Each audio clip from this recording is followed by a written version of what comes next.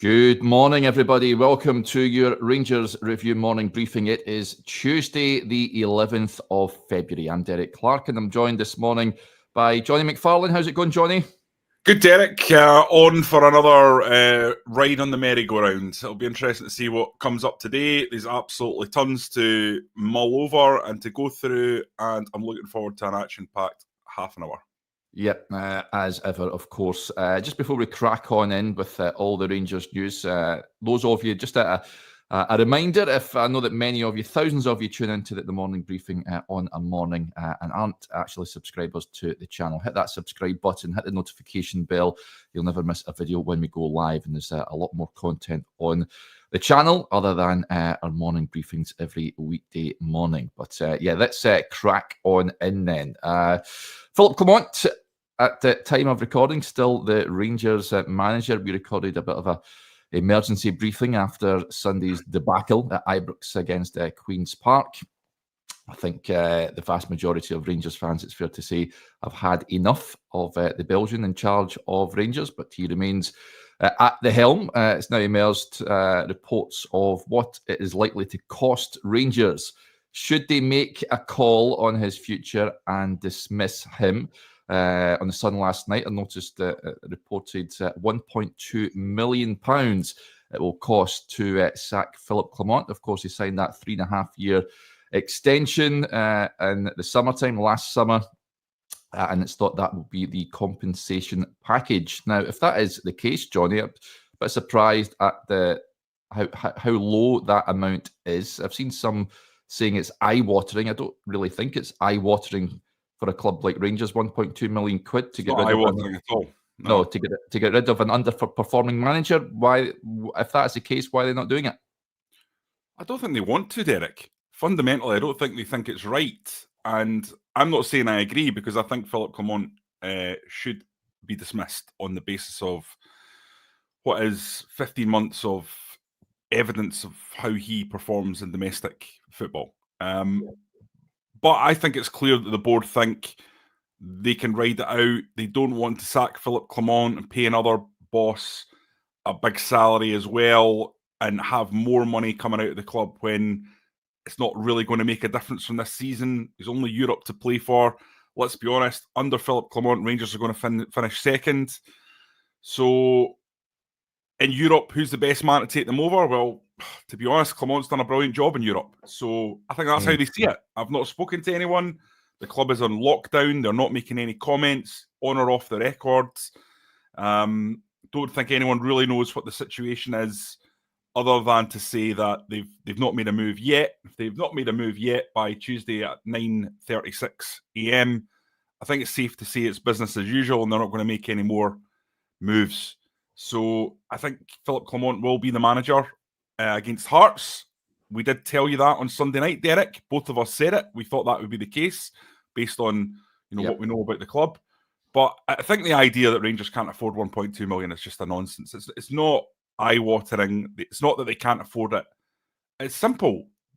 As people find it hard to believe, they just don't want to spend it because they think that it's better spent in the summer.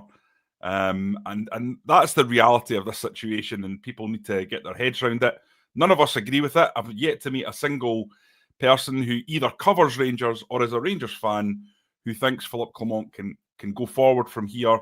To me, the only way he could go forward is if he wins the Old Firm games that are remaining, doesn't drop any points in the league, wins the Europa League or gets the final of Europa League. That would constitute a pretty amazing turnaround. Yeah.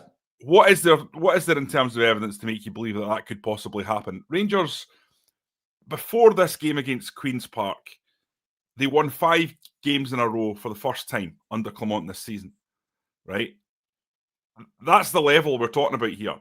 5 games is a struggle. It's always 2 steps forward, 1 step back with Clement. Or 2 steps forward, 2 steps back, should I say.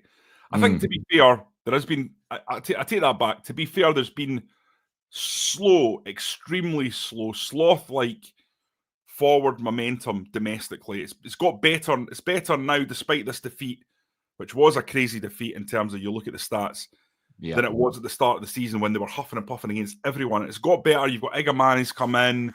The team has improved a little bit, but it's not good enough. It's not good enough, and it's too scattergun. It's too inconsistent, Derek. You'd never know what you're going to get. The team is a little bit like Cyril Dessers, the kind of main striker of the team for a large proportion of the season before Egaman burst into it, and even in the last few weeks, he's had a couple of big performances. He's one that you just don't know what you're going to get when you put him on the pitch. The team's like that. And that gets managers the sack. It does. You need to have a level of consistency at a club the size of Rangers. If you don't have that, then you won't stay around for too long. Yeah. That's the common understanding in football. But we're seeing a slightly different application of that via the current decision-making process around the club. This is the worst defeat in the history of the club. You know, there's no doubt in my mind that losing to a mid-level championship team at home in the Scottish Cup, when it means so much to the manager, to the club, it's a truly, truly appalling defeat. And when you add that defeat, that epoch-defining defeat, to a very, very up and down season domestically, where you're just not seeing the evidence that this is a team that can win a league anytime soon, then I think you have to say, you know, time's up. What else can you say? Add to that, Derek, and I think this is important. The fans are gone. The fans are not going to get behind Philippe Clement unless something crazy happens, as I outlined earlier. Yeah, and no manager survives that. So I just the situation they're in is a difficult one. And listen, they can't sack him now. It would look ridiculous to sack him now. Like people would be saying, "Why didn't you sack him on Monday?" Well, when Gio was sacked, remember that they waited about a week afterwards at St Mirren. They waited a week. Yeah, they did. Yeah, weird. Yeah. So maybe you're right. Yeah. But again, it would look pretty silly that it took that long to make it happen. But I don't think it will. I think they'll want to try and continue on. They will want to take the perspective that, well, you know, these things can happen in cups. You know, crazy games. Queen's Park, had one shot on goal, and they scored, and Rangers had 28 or 30 or whatever it was, and 16 corners, and you know, the keeper had the game of his life. That's how they'll see it from their perspective. Yeah, I don't agree with that perspective, but it allows them then to move on to Hearts. But the pressure on Philippe Clement and that team against Hearts. Well, who would want to go to Tynecastle? That's the thing. I mean, the league's done, and we're on the 9th of February. No domestic success this season. Why should fans pay their money to go and support the team when they're being served up this?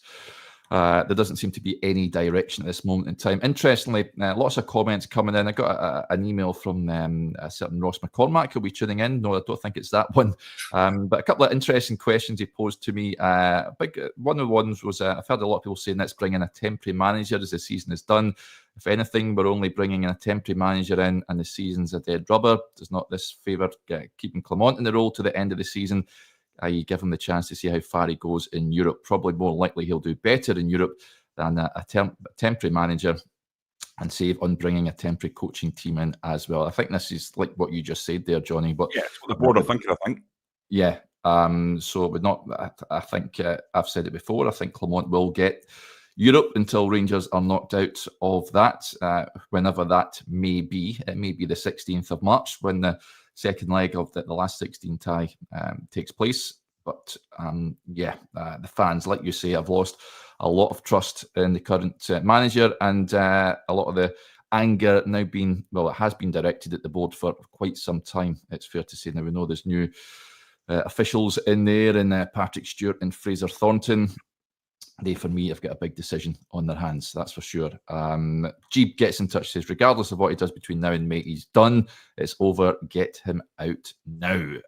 And that's sort of echoed by many. Gary with a point as well. Let's see the boards resolve when the fans stop attending Ibrox. That's the thing, Jonny. Season ticket renewals coming up as well. Why should you invest money in the club if you don't feel that they're in any way able to challenge for silverware? Well, that'll be the question that Rangers fans are probably wrestling with at the moment, whether or not to renew. Yeah. Given the quality of performance that they saw at the weekend. But listen, Rangers fans get behind their team, and I've no doubt that they will do again next season. But the pressure will mount, and that's all that's needed, the pressure to mount. And eventually the dam will break.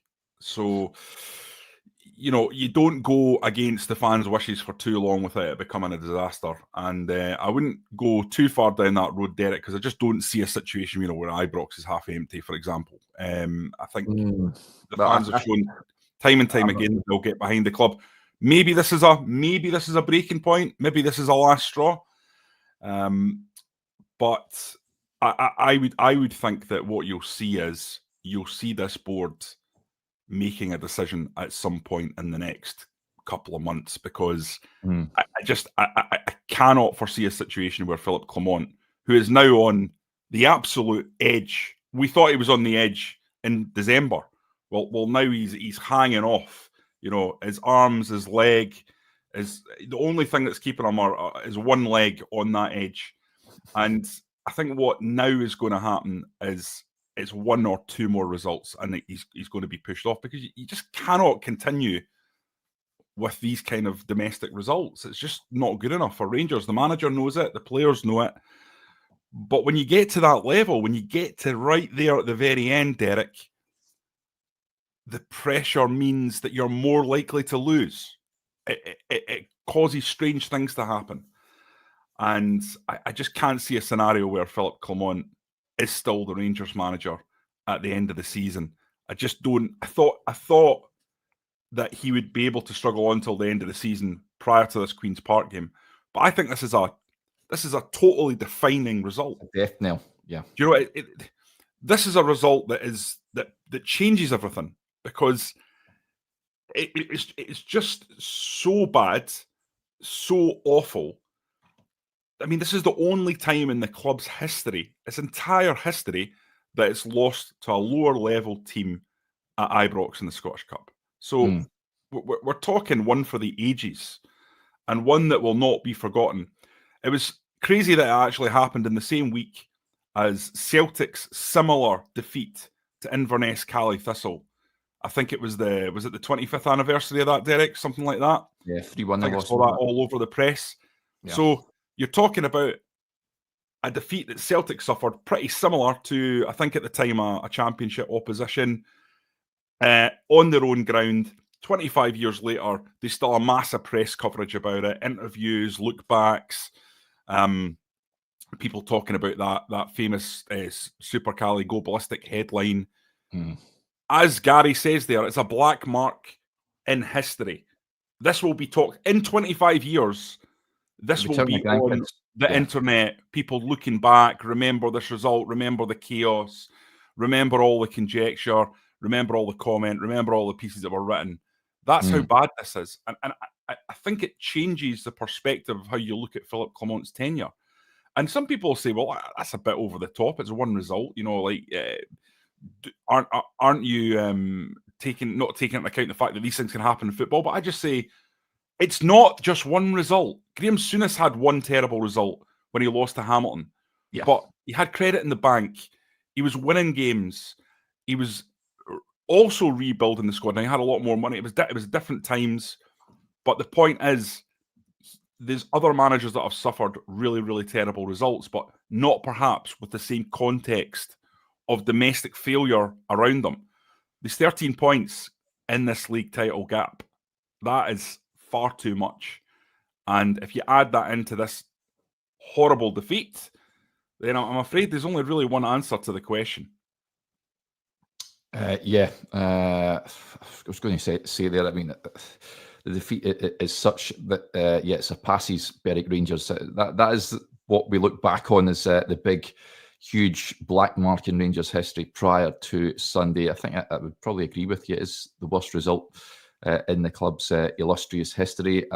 Just a point here from Jay McKenzie on that Celtic game. John Barnes was the manager, and yes, indeed, he was sacked after that game. Yes, I think it was. Yeah. Dalglish, in memory, took over at that point in time. But yeah, he was a disaster, and Philippe Clement is proving to be a disaster domestically, at least at now for Rangers. Interesting points coming in. Mark says, "Morning lads, one thing I'll say, if we sack Clement, I feel the next guy who comes in will face the same difficulties." You often hear that, and one thing that really does my head in is managers coming out and saying, will it improve? It won't improve with another man at the helm. How do they know that? They're not fortune tellers.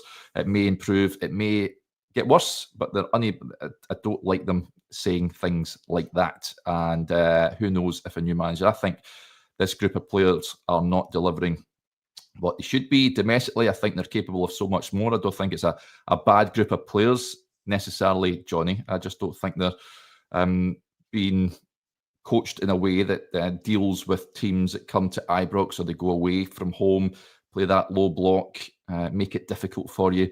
They're just not set up in a way to defeat teams like that. So that is on the manager. That's not necessarily the players. And I know the players are getting a lot of people saying it's on the players on Sunday. Yes, to an extent. The manager should still be able to set them up in such a way that Queen's Park, all due respect, are blown away by half-time. Absolutely. And look, the philosophy of the manager is the main thing here.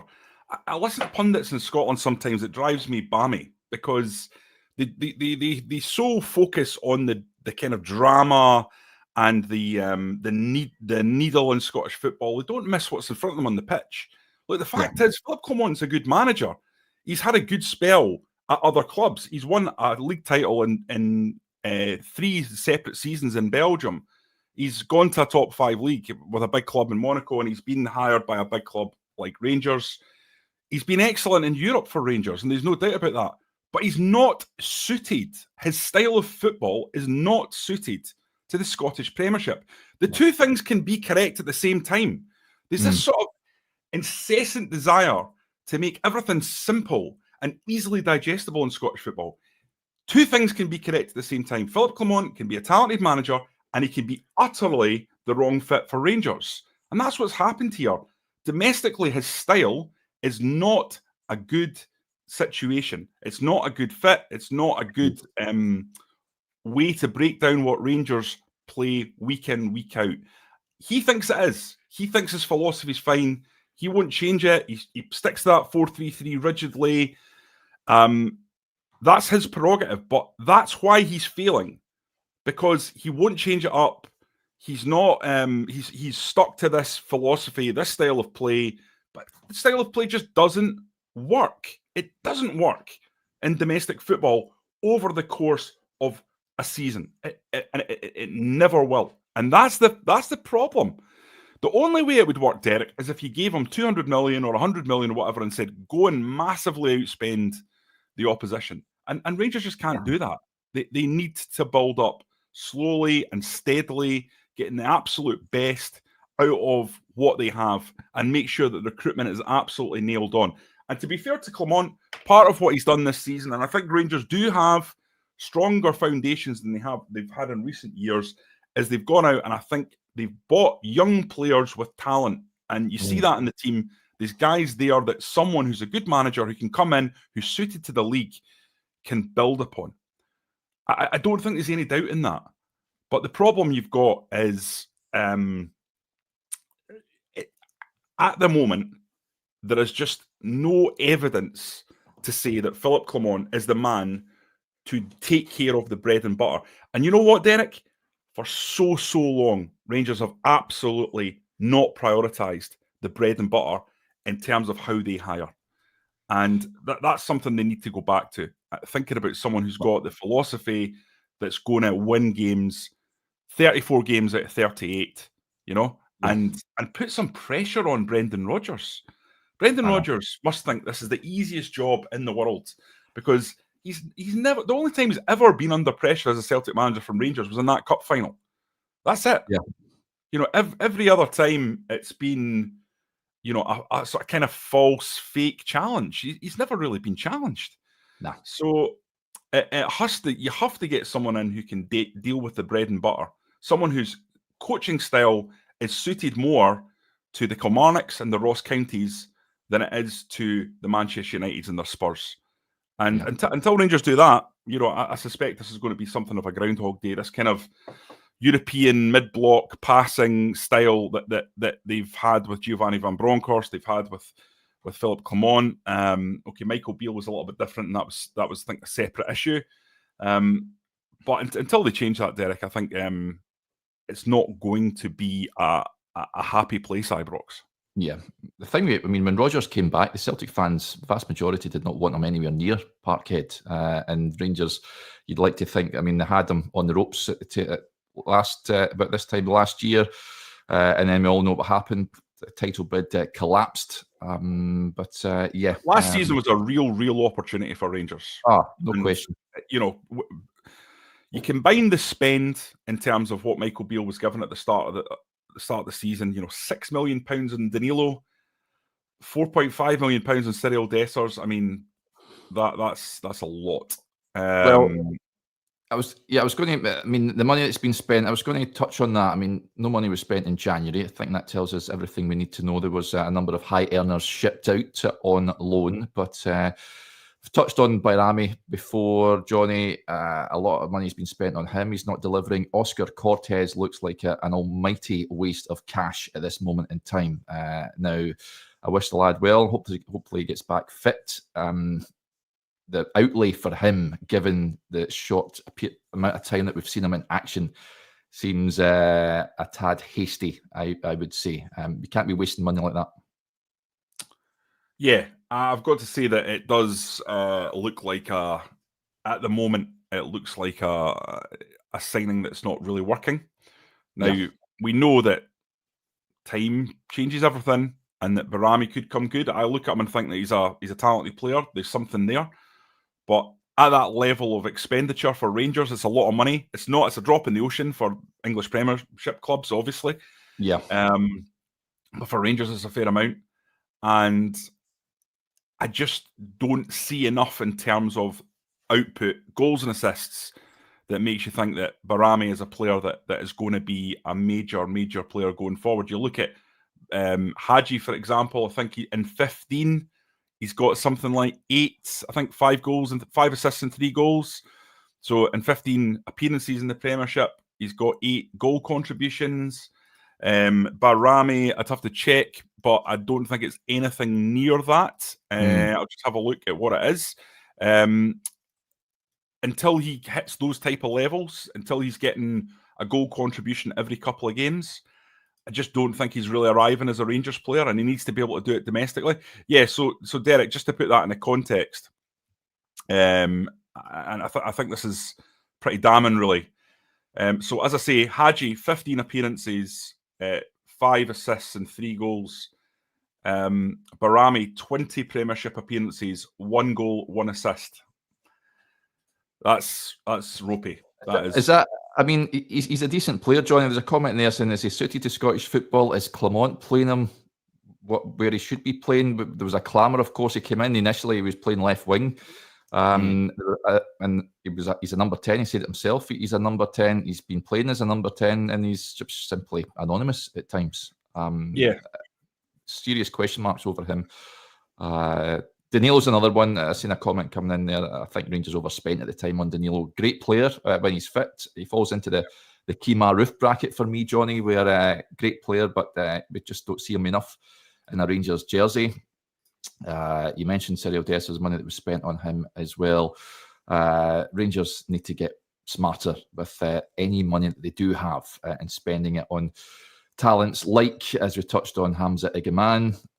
Jefty is another one who I'd imagine will leave for a profit for Rangers. Nico Raskin came in for a relatively cheap amount of cash as well. But gone, the days of splashing countless millions on these sort of players has to be gone, surely. And it doesn't help, of course, when you're having to pay managers off if that comes around. But compared to the players that I touched on at the top of the show, 1.2 million to pay off an underperforming manager seems not that much compared to the sort of duds that have been brought in. Derek, I don't know if this will be controversial or not. I like Danilo. I can see why Michael Beale splashed that money on him, because to me, good age, skillful, links to play well, great in the air for a wee guy, good finisher. Well, actually, I take that back. Is he a good finisher? He's inconsistent finisher, but he gets goals. He makes things happen. And I've seen him do spectacular things, especially at Feyenoord. So I can totally see why Michael Beale looked at Danilo and thought, he's the guy that's going to make the difference to this team. But it's that usual Rangers curse, isn't it? It's like you needed that signing to work, given the amount of money that was splashed out.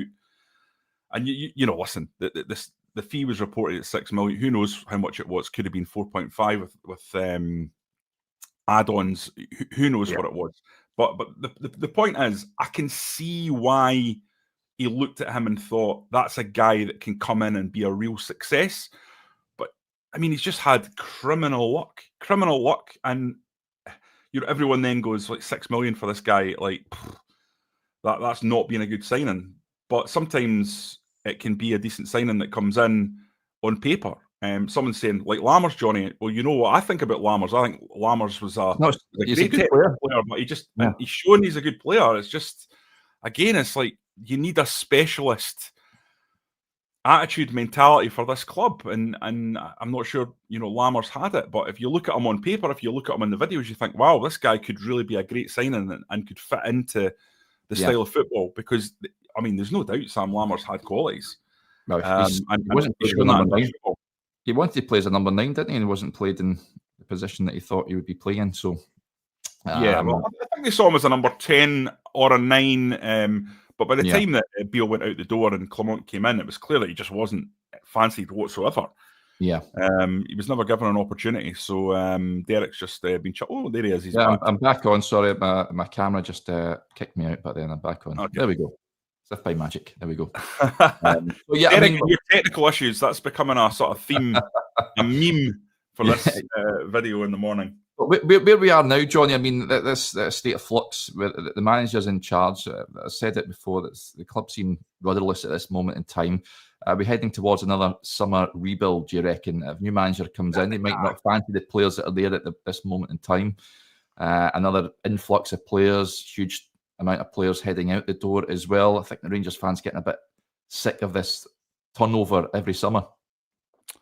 Yeah, you can't have another rebuild once again. I mean, it's just getting ridiculous. Like, what you need to do is you need to build on the quality that's there with more quality and more players out the door. And I actually think the summer window has been pretty good.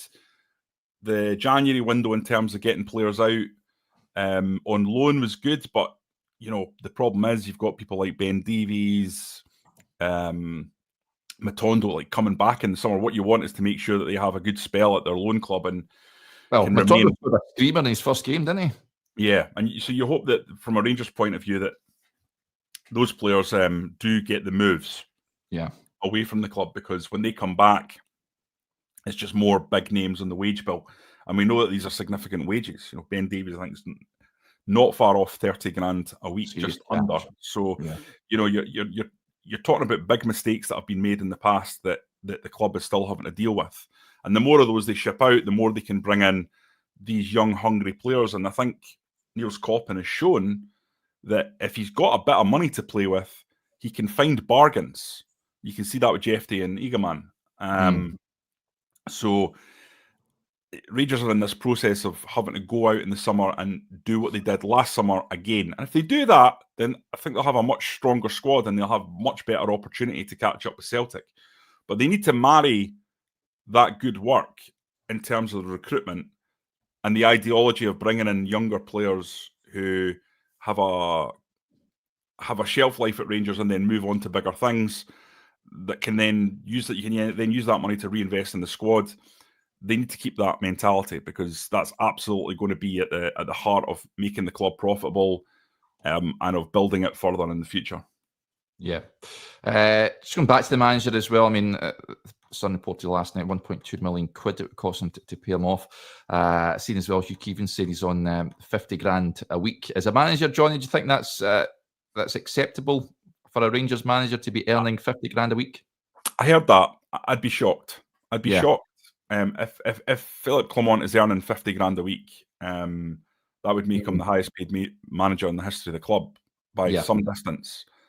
I'd be surprised if it's as much as that. I think it's a hefty wedge, but I would for me, I would think that the 1.2 million would be closer to a year's salary, and that makes more sense to me than 50 grand a week. I think that's an awful lot, and that would put him ahead of almost every manager in the Championship and some Premier League managers. So that to me is too high. But you know, Hugh's a veteran journalist with great contacts and has been in this game a long time, and maybe he's correct. But that and I don't know. But I mean, if that was the truth and that was made public, I think there'd be a lot of people who'd be quite shocked. Yeah. It took me by surprise seeing figures of that amount. I certainly wouldn't want Rangers to be paying Philip Clement 50 grand a week, but if it costs them 1.2 million to pay him off, then go ahead, do it. I mean, the talk of a caretaker, of course,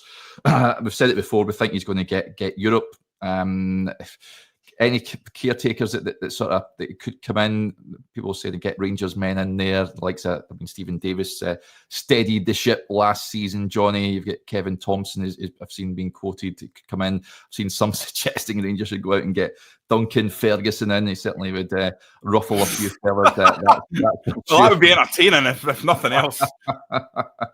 But I just can't see it at this moment in time. There's a comment as well that came in. We touched on it when we were on that hour special on Sunday. Headkeeper says, "Good morning. Would have thought that the chairman would have made some sort of statement by now." Yeah. You're not surprised that there hasn't been a statement from the board, whether that's a sacking or a dreaded vote of confidence. I guess we're in the midst of this external review, I guess, and some were saying that they would like to hear from either Patrick Stewart, someone in the Rangers hierarchy, about what is happening. But you're not surprised that there's been some sort of communication with the fan base?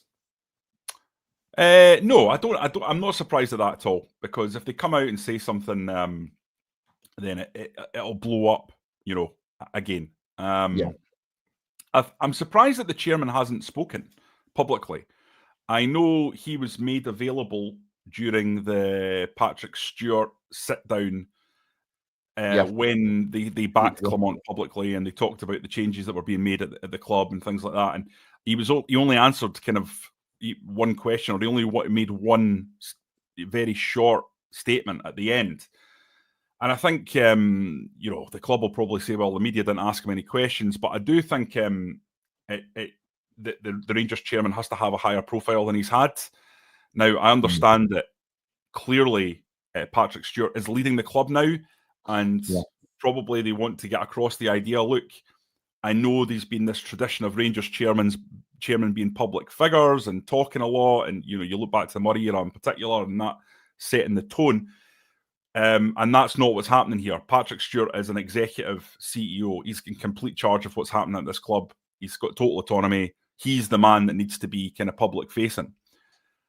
I still think that one interview, with whoever it's with Rangers TV, with whoever, just to announce himself, explain who he is, explain his background, explain that part of his role, that it's kind of ceremonial and it's not going to be leading from the front, I think would have been handy. And I know that there's always reasons why these things don't happen.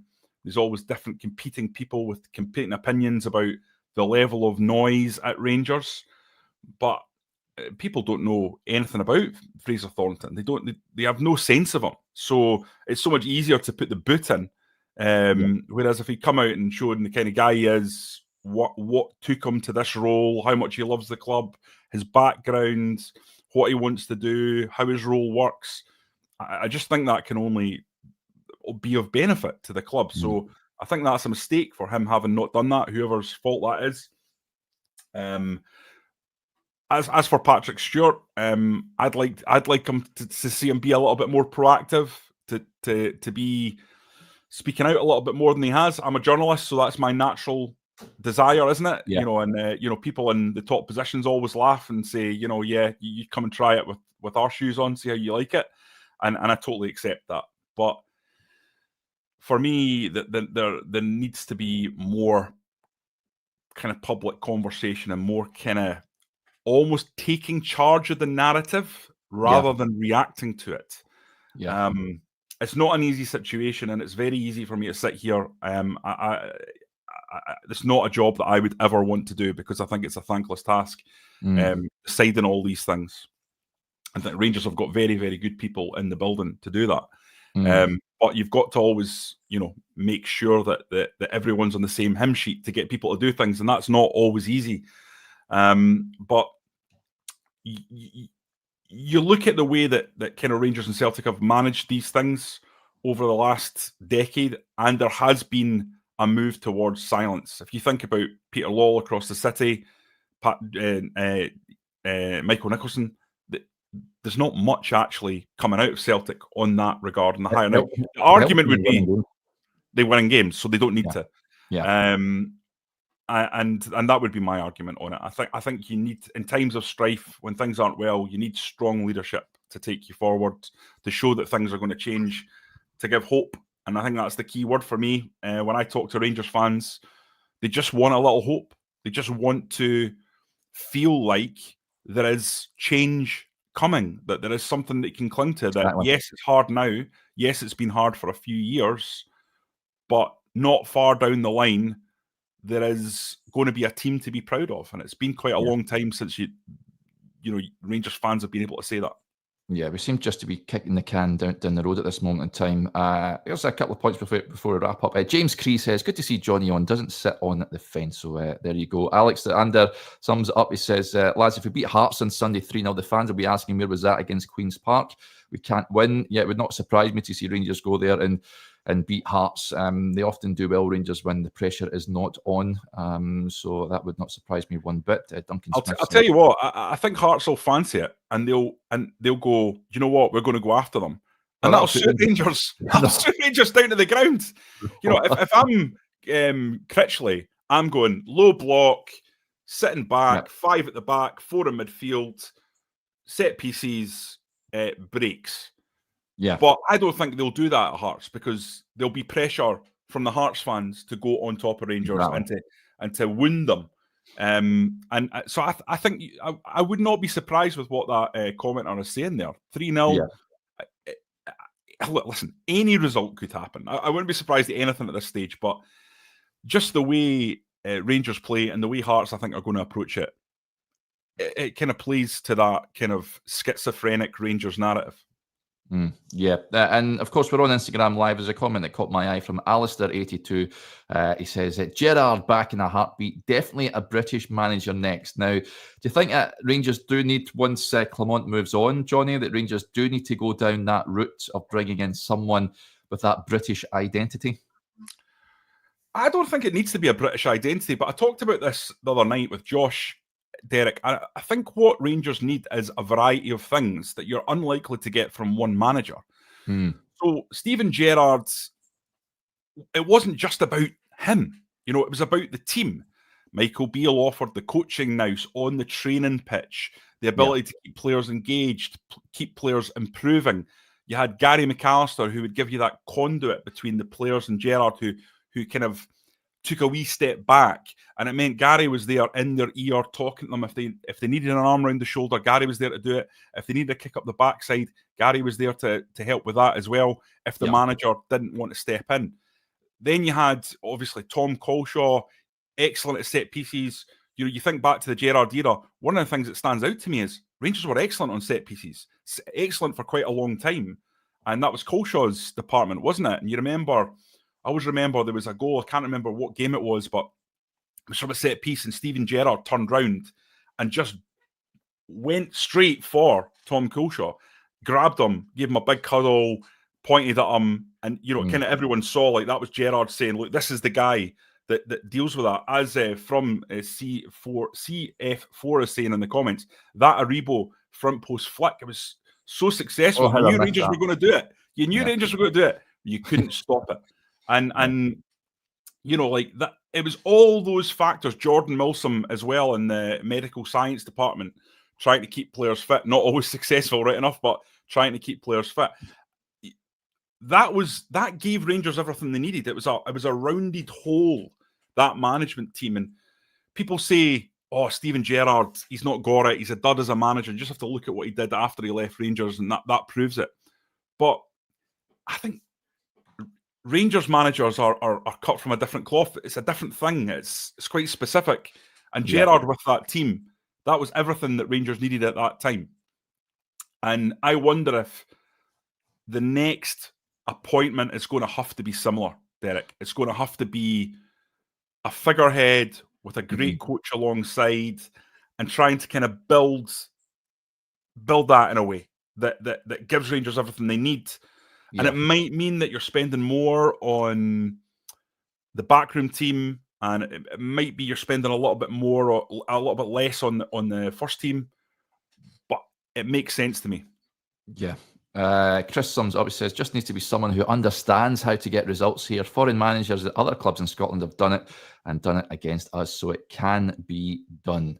Of course, the only other foreign manager that won with Rangers was Dick Advocaat. He was given, touched on there, but you said that if Clement was given 200 million, he was pretty much given a blank checkbook when he came in, all unravelled in the end. But he won 2 titles. Some of the football that he had Rangers playing was exceptional to watch. But Paul Le Guen was a disaster. Pedro, we'll just gloss over that. And Philip Clement. I mean, Pedro, leave him alone. Yeah, he's proven he's a good coach. Like, it's this point about players not being suited to Scottish football. Pedro is shown and proven to be a very successful manager elsewhere. Either that, or he's got a very, very good agent. But now it's Santos in Brazil. Listen, if you sat across from Pedro, I did for an hour, listen to him talk football, you'd be impressed. Like, people slag off the Rangers board for giving him the job. He's a charismatic guy who talks a brilliant, let me tell you, talks a very, very good game. Knows football inside out. And it clearly didn't work for him. But he had something about him, put it that way. And I always notice that when players talk about him, they say, "Oh, don't think he was he wasn't a soft touch or anything like that." He had something about him. It was just it just didn't work. It's quite similar in a lot of ways that the Le Guen era, the Kashina era, and the Clement era. It's all about talented coaches who'd had previous success that they couldn't apply to the Scottish Premiership. So I can listen.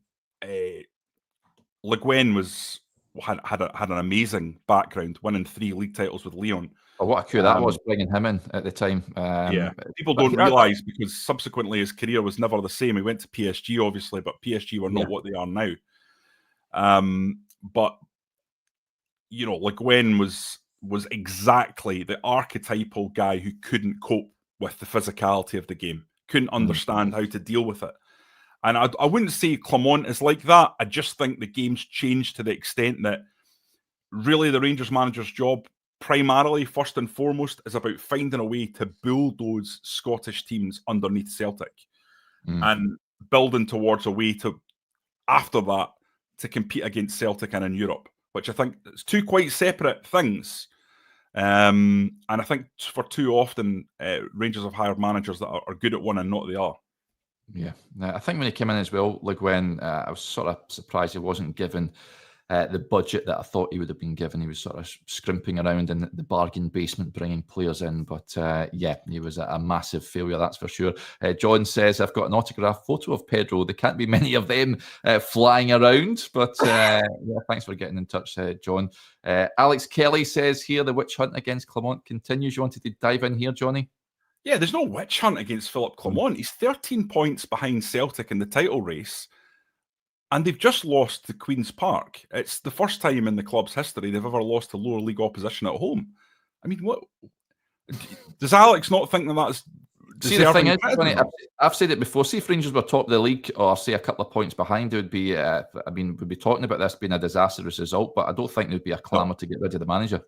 People understand completely that you can have a game where you have 30 shots on goal, the opposition has 1, their shot goes in, and you just a tearing your hair out game. The problem is there were so many patterns in that game against Queen Park that we've seen a million times before, during his reign.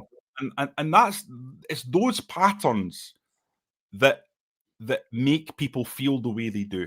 It's not the results part of it, but primarily it's about the repetition, again and again and again, seeing the same things. slow first halves where nothing really happens, the players don't grasp the metal, losing a silly goal and then not enough to get back into the game in the last push. And that to me is at the heart of it. It's not just one result. If it was one result, I'd be the first to stand here and say, listen, it's a freak. And it was a freak in a lot of ways, the game. And I've heard a lot of people say Queen's Park deserved it. I defy anyone to watch that game again if it was like you didn't know which team was playing and say which team deserved it. I mean, Rangers clearly dominated the game. And Queen's Park were gritty and they defended brilliantly. But, I mean, their goalkeeper had an incredible day. But if you're a Rangers manager, you can't use that as an excuse against championship opposition. You just can't. You've got to go in there and take the blame on your own shoulders, because modern players, they just don't take it well if you say it's their fault, which is kind of what he did. If I'm a manager, as hard as it is, you've just got to say, with this generation, it's on me. I put out the wrong team. I made the wrong substitutions. I'll take it on my shoulders. That's how you just have to handle it, because the minute you go in with 2 feet, you saw it. You've seen it so many times in the Premier League where you've got a great manager. The one that I remember most obviously was Jose Mourinho's done it several times. Antonio Conte did it at Tottenham when he was he was thrown in Daniel Levy for good measure as getting the brunt of his anger in that famous press conference. It's certainly not a witch hunt, that's for sure. Yeah. Denzel says, okay, sack Clement, Jonny. What manager of any worth will come in with no money to spend? I think they would have to go down a caretaker route. But I've said it before when we were on Sunday. Any club of note should surely have contingency plans in place. A list of names drawn up. If they will do. They absolutely will do. Niels Coppin will, I'm sure, have a list of names that he feels will be able to come in and get the most out of this squad. Yeah. And I think that's the important thing. You don't go and get Neil Warnock with this squad, Derek, as much as you would like that to happen. I'll bring him in a heartbeat. An immediate upturn. People maybe don't know this, but the biggest Rangers review video of last year was Neil Warnock's post-match after Rangers versus Aberdeen. So it tells me that Rangers fans rather like Neil Warnock, and you're not in the minority in that view, Derek. But I'm certainly not having it. And Josh at the moment is throwing up his cornflakes in a corner of his room. Imagining writing tactical pieces about the Warnock ball. That's what we need. Listen, you need someone that suits this squad, that can bring the best out of it. They can come in and say, how can I improve Danilo? How can I improve Barami? Because it's all very well saying sell them, but it's not Football Manager, Derek. As we've seen, if it was Football Manager, Rabbi Matondo would have been gone quite a long time ago, wouldn't he? Yeah. That's the reality. Some players are handing out ridiculous contracts to guys that are underperforming. Exactly. Ben Davies would have been gone a long time ago if it was Football Manager. Yeah. But he's still on loan. He's still registered to the club as of the summer. So it's one of those ones where you have to think, right, someone who can improve them, someone who can get a hold of young players, someone who's got a track record of high quality, aggressive attacking football, front foot. And if you get that sort of manager in with a backroom team around them, then clearly that's the way you go down. And I'm not going to sit here and say names, because I'll tell you what, Derek, those days are so gone. Like the ideas of journalists sitting down going, oh, what about Derek McInnes? My pal, get him in. It's so transparent. It's pathetic. It's sort of 1990s tabloid nonsense. My contact. I want my contact in. Aye, I want my. It's not. Nobody will notice. No football club is run like that anymore. Football clubs are run in a much more professional way than they were even 10 years ago.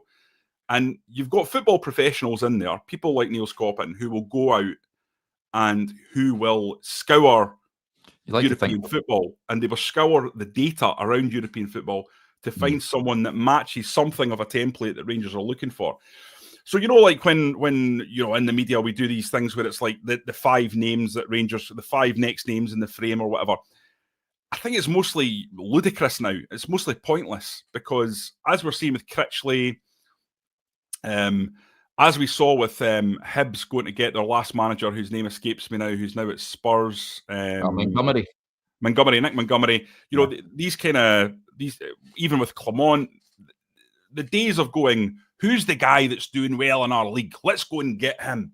Those days are gone at the big clubs, the ones that are managed to some extent with some professionalism. Yeah. Just a name that just caught my eye here. Alan says, Mikel Arteta. Yeah, go bring him home. I'm sure he will get a tune out of this group of players. But we'll wrap up there. Bumper show today. So thank you for tuning in as ever. It's very much appreciated. Jonny, you want to jump in there?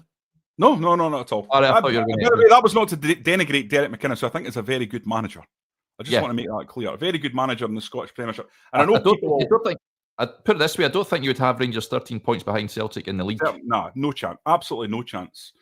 Derek McInnes has got his own problems at the moment with Kilmarnock, not having a great season. And I don't see many people discussing him for the job. I think his time came and went, unfortunately for him, with that famous refusal of Dave King's offer.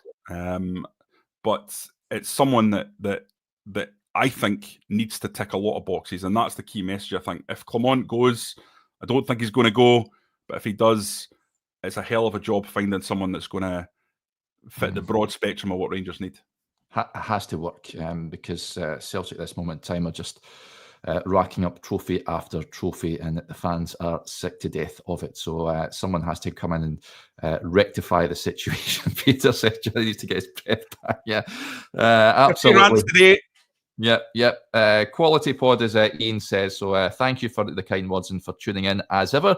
And we'll wrap up there. There's a great piece, incidentally, folks. Those of you that are subscribers of the website, Chris has written a great piece on Philip Clement. So do go and check it out.